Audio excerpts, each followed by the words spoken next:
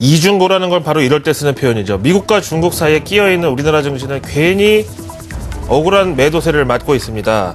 그러기 위해서는 빨리 이 내부 환경보다는 외부의 이런 이 기류 변화를 빨리 감지해야지 바닥이든 저점이든 뭐든 판단이 가능한데요.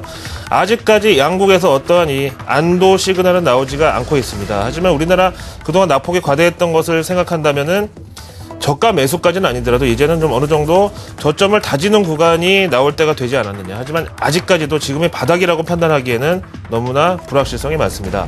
로이터 통신의 마감 브리핑 보시고요.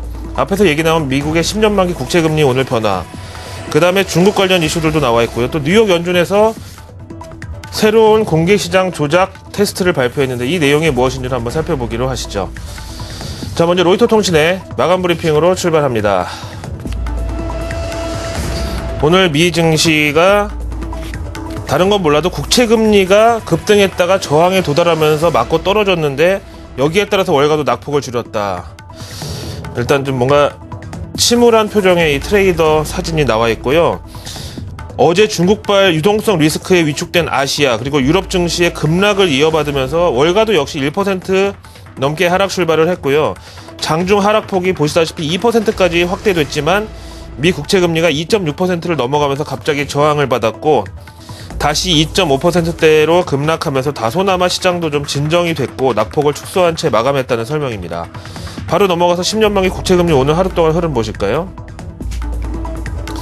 바로 이 구간에서요.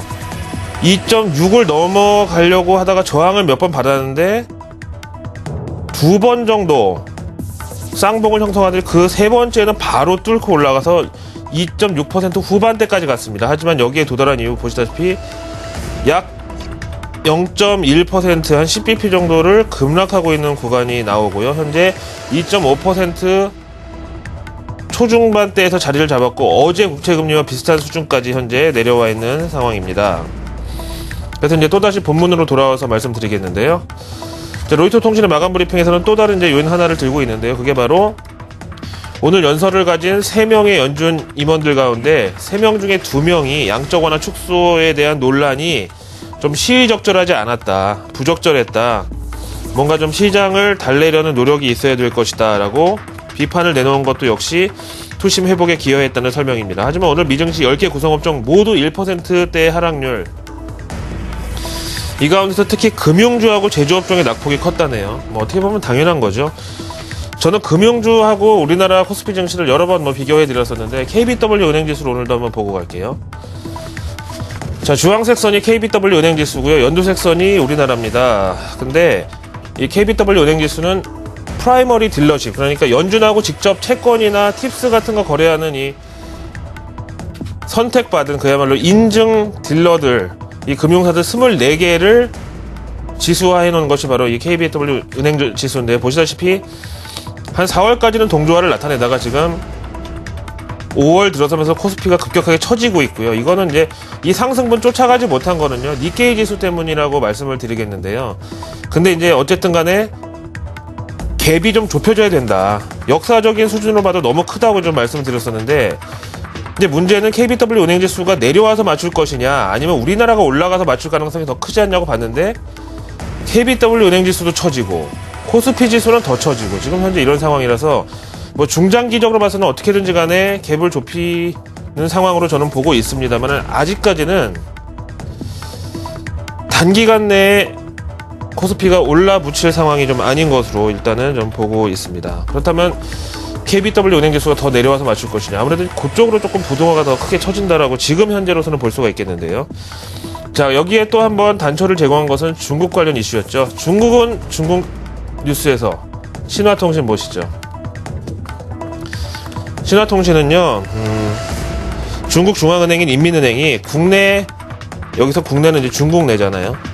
개발은행, 정책은행, 상업은행, 투자신탁, 심지어 그 우체국, 우정사업국까지 모든 금융기관의 유동성 관리 강화 방침을 내려보냈다는데요. 그 전문이 여기 나와 있거든요. 요거에 이제 영문판하고 해석본하고 종합적으로 보니까요, 내용이 구체적인 수치나 뭐 가이드라인을 담고 있지는 않지만은 금융시장 여건이 변화하고 있다 주지시켰고요. 다음에 유동성 관리를 강화해서 안정적인 통화 환경을 제공하도록 양심껏 노력해달라.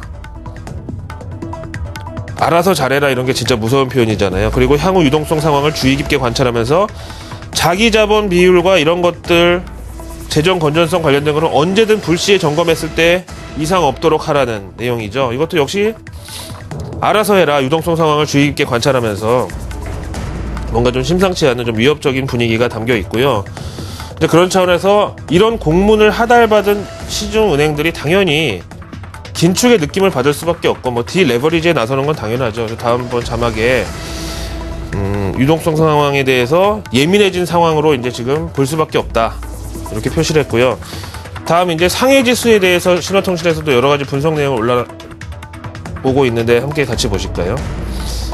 뭐 우리나라하고 비슷하죠. 뭐 괴로워하는 표정, 트레이더의 표정이 있고, 그다음에 중국도 전업 투자자분들이 이렇게 힘들어하는 뭐 표정 등등 해가지고 이렇게 올려왔는데요. 5.3% 하루 만에 급락했다는 사실에 대해서 뭐 어디가 어떻게 내렸고 당연히 금융은행 업종 많이 내린 거면 다 아는 거니까요. 현지 전문가 의견을 저는 집중적으로 다뤄봤는데요. 맨 먼저 어딘가요? 노무라증권 중국지사의 짱찌웨이.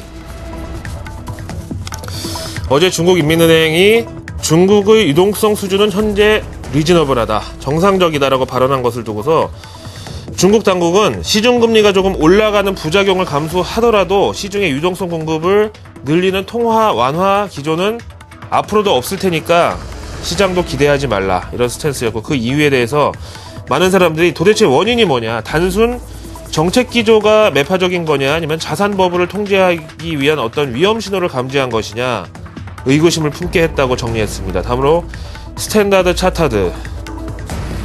대부분의 중국 경제학자들은 중국 당국이 긴축 모드를 지향한다는 것을 인정하고 있는 만큼 최근 은행 간 금리의 급등은 당국이 은행들로 하여금 차입을 줄이고 자기 자본 비율을 높이지 않으면 힘들어질 것이라는 것을 강조한 것이다.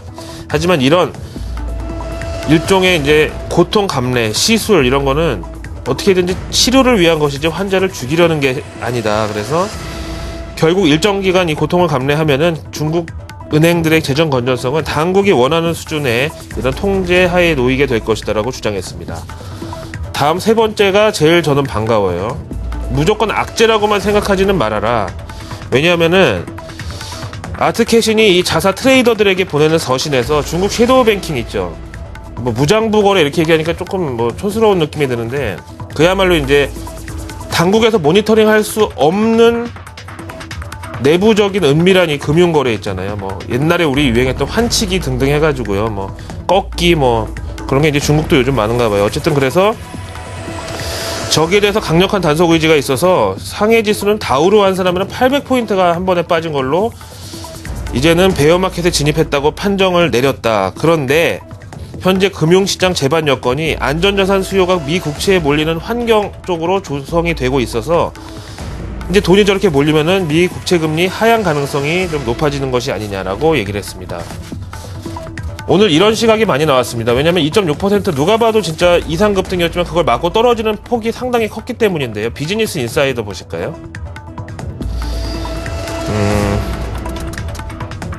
지난 1962년부터 50년 동안 미 10년 만기 국채금리 50일 이평과액이 격차를 표시한 그래프가 지금 나와 있는데요.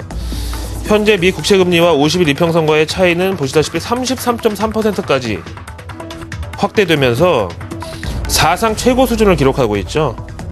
누가 봐도 이건 좀 정상이 아니지 않느냐. 급하게 올라간 만큼 급하게 턴어라운드. 뭐 우리가 턴어라운드는 보통 밑에서 치고 올라오는 거를 턴어라운드라고 알고 있지만 이것도 턴어라운드라는 거죠. 추세가 뒤집히는 이런 순간이 예정되어 있다. 그래야 정상 아니겠느냐, 이런 식의 얘기입니다. 자, 다음 내용 보시죠. 뉴욕 연준에서 역시 시장 안정화 조치를 우리가 떠올릴 수 있는 한 가지를 발표했는데 내용 보실까요? 바로 이 내용인데요.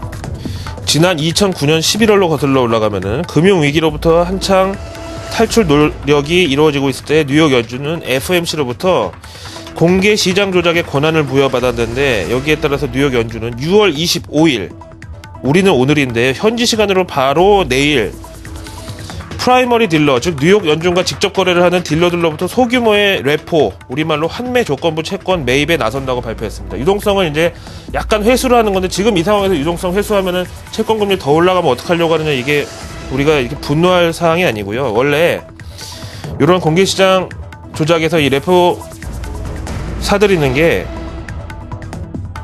채권을 회수할 때 시장의 반응을 보는 일종의 출구 전략 스트레스 테스트 성격으로 원래 2009년도에 고안됐었던 건데, 이번에는 오히려 현재 국채금리의 이상 급등에 대해서 이게 정상이 아니다라는 것을 보여주기 위한, 그런 확신을 주기 위한 것으로 풀이가 되고 있습니다.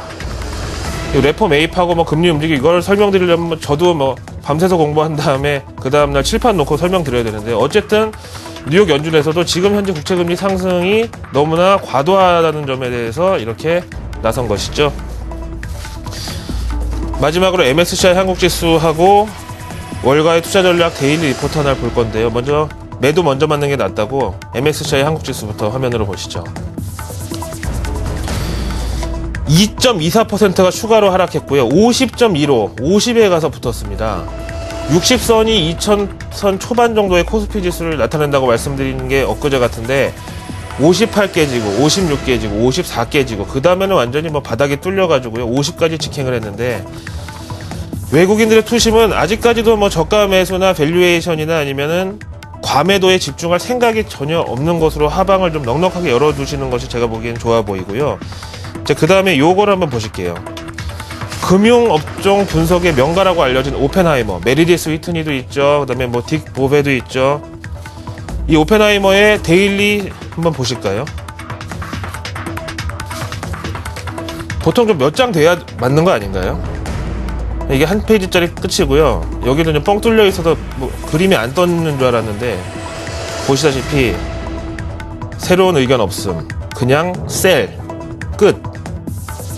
이게 이제 오늘 아침에 데일리 투자 전략으로 이제 자사 고객들한테 보내는 보고서인데요. 참, 이걸 제가 뭐 공포 분위기 조성하려는 게 아니라 월가 현지의 투심이 이렇다는 거죠. 아직까지는 다른 의견이 없다는 거예요. 매도 말고는요. 그래서 그런 차원에서 오늘도 좀 하루를 일단 잘 보내는 게 중요하겠다라고 말씀을 드립니다. 화요일 아침 글로벌 마켓나우의 김희욱이었습니다.